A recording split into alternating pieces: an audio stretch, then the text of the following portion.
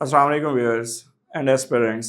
आज जिस टॉपिक पे हम बात करना चाह रहे हैं वो डेफिनेटली आपने कभी ना कभी फेस किया होगा या कर रहे होंगे। अगर आप सीएसएस के इनिशियल स्टेज पे हैं, सीएसएस की प्रिपरेशन में, तो डेफिनेटली आप इसमें बहुत ज़्यादा प्रॉब्लमेटिक हो रहे होंगे और वो है pressure of the content, syllabus, subjects. और आप अगर किसी भी एकेडमी में अपने आप को रजिस्टर या इनरोल करके बैठे हैं तो वहाँ पे एक बम्बार्डमेंट ऑफ इंफॉर्मेशन आपको तंग कर रही होगी कि हर रोज़ आपको 2 से 3 जो है वो लेक्चर लेने हैं, उनमें से 2 से 3 टॉपिक्स हैं। कुछ साहब लोग तो ऐसे भी होते हैं जो कि एक लेक्चर के अंदर आपको 5-5 टॉपिक्स पढ़ा देते हैं, और कुछ मेरे जैसे भी होते हैं जो एक टॉपिक को लेकर 2-2 दिन बैठे रहते हैं। अब इन बोथ सिचुएशंस के अंदर आपने अपने प्रेशर्स को हैंडल कैसे करना है, तो आज हम इस पे बात करने वाले हैं। इनफैक्ट क्या होता है कि जब सीएसएस की प्रिपरेशन आप करते हैं तो यहाँ पे आपका जो कंटेंट और जो आपकी स्टडी है, जो आप के ये चीज़ें असाइन की जाती हैं by the mentor, by the teacher and by the institutes, वो आपके एकेडमिक कैरियर जो आपने गुजारा होता है यूनिवर्सिटी का, कॉलेज का, उससे बिल्कुल हट के मुख्तलिफ होता है। पहली बात तो यहाँ पे आपको वो क्रैमिंग करने का नहीं बोलेंगे। जो अच्छा टीचर होता है वो आपको डेफिनेटली बर्डनसम करता है असाइनमेंट्स के अंदर। अब चाहे सीएसएस के अंदर ऐसा असाइनमेंट उस तरह से तो नहीं होते जैसे यूनिवर्सिटी में। यही होता है कि जैसे अगर मैं आप लोगों को कोई काम असाइन कर रहा हूँ, पढ़ा रहा हूँ, कोई भी टॉपिक है, तो मैं आप लोगों को 5-6 रिसर्च पेपर दे दूंगा कि आप ये पढ़ के आए। आप सबसे पहले क्या करते हैं कि रिसर्च पेपर के पेज देखते हैं। अच्छा, अगर वो research paper let's suppose 20-22 page का है तो आप उसको फिर मल्टीप्लाई करेंगे 5 और 6 से, फिर आप वहीं सोच के परेशान हो जाएंगे कि ये 100 पेज कैसे पढ़ेंगे। तो पहली बात ये है कि अगर आपको सीएसएस करना है तो अपनी रीडिंग कैपेसिटी और रीडिंग स्पीड बढ़ानी है, और ये with the passage of time बढ़ेगी। अच्छा, ये नहीं हो सकता कि आप 1 महीना मुसलसल रीडिंग करें और आपकी रीडिंग कैपेसिटी ना बढ़े या आप जो है वो अपनी रीडिंग स्पीड ना बढ़ा पाएं। रीडिंग करने से क्या होता है, आपके मल्टीपल जो प्रॉब्लम्स हैं वो सॉल्व होते हैं। पहला प्रॉब्लम वोकैब आपकी बढ़ती है, दूसरा प्रॉब्लम जो आपका टर्मिनोलॉजी से आप फेमिलियर होते हैं, तीसरा आप कंटेंट डेफिनेटली उसकी अंडरस्टैंडिंग बनाते हैं, चौथा प्रॉब्लम जो आपका सॉल्व होता है वो ये होता है कि आप कॉन्फिडेंट हो जाते हैं कि ओके, इस कंटेंट के बारे में या इस टॉपिक के बारे में मैंने इतना पढ़ा है और मुझे इतनी सारी चीज़ें इसमें अंडरस्टैंड हो गई हैं। फिर आप ज़्यादा रीडिंग के साथ आप ज़्यादा डायमेंशन बना पाते हैं। अब क्वेश्चन यहाँ पे ये आता है कि भाई इतनी सारी चीज़ें हमने पढ़नी है, सिर्फ एक अकेला एक सब्जेक्ट तो नहीं पढ़ना। फॉर एग्जाम्पल, मैं अगर यहाँ पे आपको पाकिस्तान अफेयर पढ़ा रहा हूँ या करंट अफेयर पढ़ा रहा हूँ या कोई भी सब्जेक्ट पढ़ा रहा हूँ XYZ, तो आप ये कह सकते हैं कि सर सिर्फ आपका सब्जेक्ट ही तो नहीं पढ़ना ना, बाकी 11 भी तो है ना। बिल्कुल है। आप सिर्फ एक काम कीजिएगा, अपनी रीडिंग के लिए अलग से अपना एक टाइम टेबल बनाएं। अगर आप किसी भी एकेडमी में आप जा रहे हैं तो साउथ वो एकेडमी आपकी सेकंड टाइम मोस्टली होती हैं। आप 2 बजे से ऑनवर्ड या 4 बजे से ऑनवर्ड की बात करेंगे तो जो फर्स्ट टाइम है आपका 4 घंटे 5 घंटे जो भी रीडिंग कैपेसिटी आपकी है या सिटिंग टाइम है आपका, उसके अंदर आप एक टॉपिक पर डे के हिसाब से आपने लाजमी करना है। जब आप एकेडमी जाते हैं, वहाँ पे आप क्लासेस अटेंड करते हैं, तो वहाँ पे आपका एक स्केड्यूल बना हुआ होगा। उस स्केड्यूल के मुताबिक आप देखेंगे कौन से टॉपिक्स कवर हुए हैं। हार्ड कॉपी में आपके पास सिलेबस होना चाहिए। जो एकेडमी आपका टॉपिक कवर करवा रही है उसको आप अंडरलाइन करें और हाईलाइट करें। इससे ये तो 2 बेनिफिट आपको मिलेंगे। एक तो वो जिस एकेडमी में, इंस्टीट्यूट में आप पढ़ने जा रहे हैं, वो आपके साथ किस अंदाज से सिंसियर है वो पता चलता जाएगा आप लोगों को। सावधान है, मैंने मोर देन 90% या इससे भी ज़्यादा एकेडमीज को जो मैंने ऑब्जर्व किया है, वो आपको पूरा सिलेबस कभी नहीं पढ़ाते हैं। Pakistan affair, current affair, Islamic studies और इवन इंग्लिश ऐसे पे हार्डली 10 से 12 लेक्चर दे के आपको फारिग कर देते हैं और आपको कहते हैं कि ये आपका सीएसएस हो गया।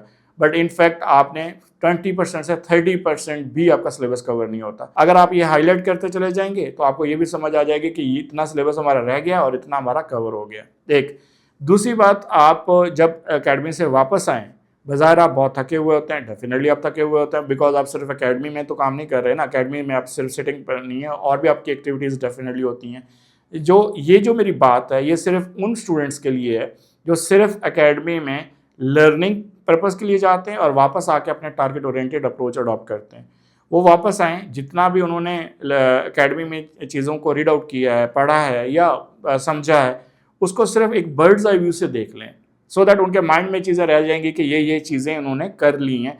और वो जो आपने लेक्चर सुने हैं उसमें जो आपने नोट मेकिंग की है उसको भी एक दफ़ा देख लें। सुबह उठें, सुबह उठ के आप एक टॉपिक को पकड़ें, वो किसी भी एक सब्जेक्ट का ले लें। आप इसमें 2 ऑप्शंस अडॉप्ट कर सकते हैं, 2 में से एक ऑप्शन अडॉप्ट कर सकते हैं। एक तो ये है कि आप एक सब्जेक्ट को पूरा वीक ले लें, तो आपके 4-5 टॉपिक कवर हो जाएंगे। या दूसरा ऑप्शन ये है कि एक टॉपिक एक दिन एक सब्जेक्ट का लें, फिर अगले दिन दूसरे टॉपिक पे लें। वो ग्रेजुअली आपकी डेवलपमेंट हो रही होगी, लेकिन आपको थोड़ा सा फील कम होगा। अब आते हैं कि प्रेशर कैसे रिलीज़ किया जाए। ये जो 4 महीने या 3 महीने या 6 महीने का जो कंसेप्ट है ना, आप पहले तो इससे बाहर निकलें। हमेशा मैंने एक ही बात आप लोगों को कही है कि आप लोग कम से कम अपनी प्रिपरेशन का 1 साल सीएसएस को देते हैं। याद रखिएगा, सीएसएस के अंदर 12 सब्जेक्ट हैं। आपने कभी यूनिवर्सिटी में 1 साल के अंदर 12 सब्जेक्ट नहीं पढ़े हुए होते। और अगर आप इंजीनियरिंग बैकग्राउंड से हैं, मेडिकल साइंस के बैकग्राउंड से हैं, नेचुरल साइंस के बैकग्राउंड से हैं, तो how is it possible that कि जी आप सोशल साइंस और साथ आप लैंग्वेज के 12 सब्जेक्ट जो है वो 6 महीने में कवर कर लेंगे या 8 महीने में कवर कर लेंगे। उसके लिए आपको और जो है वो कंसीडर करना पड़ेगा बाकायदा प्लानिंग के साथ। और हाँ, ये जो जर्नी है ये थोड़ा थका देने वाला है, पेशेंस रखने वाला है, तो उस पर आपने डेफिनेटली ऑन करना है इन चीज़ों को और प्रॉपर प्लानिंग के साथ जाना है। एक दिन एक टॉपिक को दें, शाम को आप एकेडमी की क्लासेस लें और उसके बाद उनको बर्ड्स आई व्यू से रिव्यू कर लें, सो दैट आपको याद रहे कि अच्छा एक हफ्ते के बाद अगर इन टॉपिक्स को आपको पढ़ना पड़ जाता है तो आप लोग इजीली उसको अंडरस्टैंडेबल भी बना लें। अगर लेट्स सपोज ऐसा नहीं होता तो आपके पास सैटरडे संडे की छुट्टी होती होगी डेफिनेटली, अगर कुछ एकेडमीज करती हैं कुछ नहीं करती। अगर करती हैं तो आपके पास वो भी अच्छा मौका होता है कि आप एक दफ़ा पूरे वीक का जो भी चीज़ें देखी हैं उनको रिव्यू कर लें, उनको एटलीस्ट जो नोट मेकिंग आपने की है, नोट्स मेकिंग की है, आप उसी के ऊपर जो है चीज़ों को एंगेज करें और उनको एक दफ़ा रिव्यू कर लें। तो इस तरह से आपका प्रेशर कंपैरेटिवली कम हो जाएगा। दूसरा ऑप्शन ये है कि आप डायरी लिखेंगे। डायरी कितनी ज़रूरी होती है ये मैं हमेशा अपने स्टूडेंट्स को इसके ऊपर बहुत ताकीद करता हूँ और ज़ोर भी देता हूँ। और आई नो दैट कि हार्डली 5% स्टूडेंट होते हैं जो मेरी बात को मानते हैं, लेकिन मैं फिर भी ये बात इस जानते हुए कि आप लोग नहीं मानेंगे, लेकिन आपको फिर भी ताकीद करूँगा कि आप डायरी लिखें। डायरी जो है वो आपका एक मेंटल कैथारसिस कर देती है। और आप अगर डायरी लिखेंगे 1 हफ्ता और आप देखेंगे उसके बाद कितने पुरसकून हो जाते हैं। जो भी प्रॉब्लम आ रहे होंगे आपको एजुकेशन के रिलेटेड, आप वो डायरी पे नोट करें। आप अपने मुतल्लिका टीचर या अपने मेंटोर से बात करें, क्योंकि जब भी टीचर आपसे बात कर रहा होता है, मेरा एक्सपीरियंस ये है कि मोर देन 90% जो स्टूडेंट्स हैं, जब उनसे ये पूछा जाता है कि जी आपके क्या प्रॉब्लम्स हैं अपने सीएस के जर्नी के, तो उनको प्रॉब्लम्स होते हुए भी उनके माइंड में नहीं होता कि अच्छा ये भी बात करनी है, ये भी बात करनी है। तो आप लोग क्या कर रहे हैं, डायरी में ये सारे सीक्वेंस वाइज अपने प्रॉब्लम्स जो है वो नोट करें। और याद रखिएगा, जो सीरियस कैंडिडेट होते हैं उनको प्रॉब्लम्स आते हैं। अब यहाँ पे आपने इन प्रॉब्लम्स को अपने हैबिट्स के मुताबिक जो है वो डील करना होता है। अब ऐसे वो तमाम स्टूडेंट जो हैप्चुअली बहुत वीक होते हैं पेशेंस के पॉइंट ऑफ व्यू से, तो वो क्या करते हैं, रिएक्ट कर जाते हैं या लेफ्ट कर जाते हैं या छोड़ देते हैं या उनको गुस्सा बहुत ज़्यादा आना शुरू हो जाता है। तो ये सारी चीज़ें साइड बाय साइड चलती हैं। तो इन सारी चीज़ों को बाकायदा आप डायरी में लिखें, अपने टीचर से, अपने मेंटोर से जो है डिस्कस करें। वो इनका आपको डेफिनेटली कोई ना कोई जो है वो सॉल्यूशंस बताएँगे।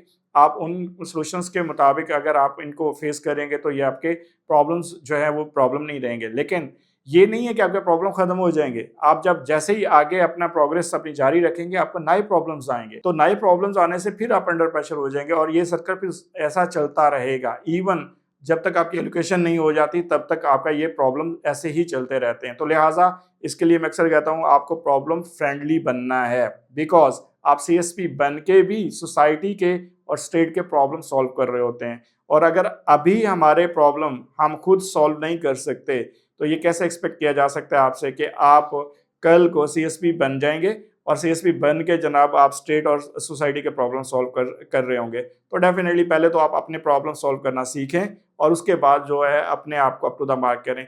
ड्यू टू दिस रीज़न मैं हमेशा ये कहता हूँ कि ये एग्ज़ाम जो है ये आपका एग्ज़ाम ऑफ हैबिट्स है। It is not exam of competition, क्योंकि इसमें कंपटीशन एग्जिस्ट ही नहीं करता। हम रिफाइंड पर्सन्स के तौर पर कभी सामने आते ही नहीं है according to the exam requirement. Due to this reason यहाँ पे 2.5-2.6% जो है वो रिजल्ट होता है। आई होप आप लोगों को ये मेरी बातें समझ आई होंगी।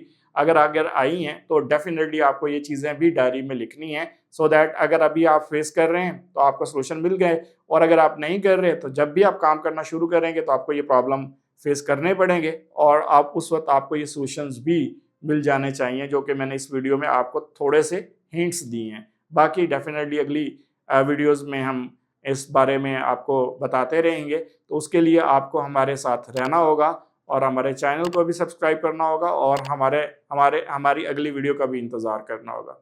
Thank you.